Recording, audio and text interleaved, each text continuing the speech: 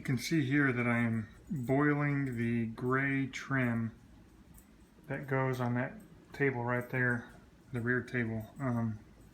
It's common that a lot of these trim pieces start to shrink over time, and here's one way to get them to stretch back out. Some people use a heat gun. I'm boiling it to kind of let it expand. I'm going to put it back in and clamp it down to make sure it stays in place.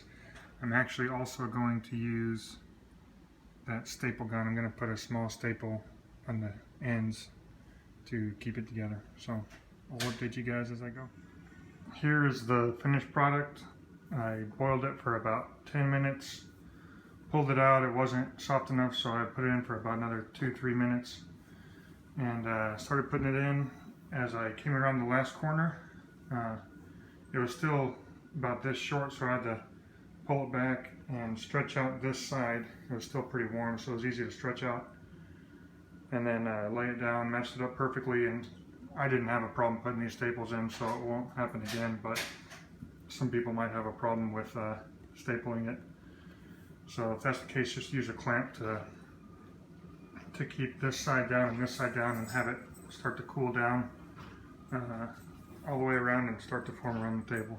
So there's the rear table refurbished. I got my center caps for the CLK rims today in from T3 Technique. They didn't come with these center decals, and it was just a blank thing, and there's you had to kind of put the decal on yourself. I chose the Volkswagen ones.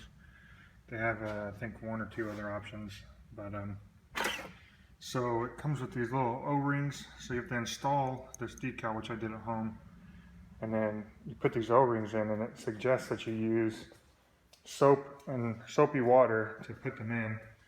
I just installed one on my rears. I'll show you how that looks.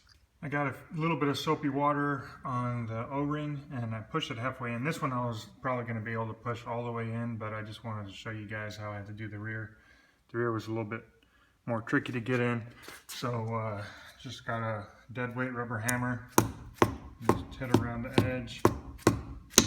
You hear that? You can tell when the metal makes contact with metal. So, yep, there we go.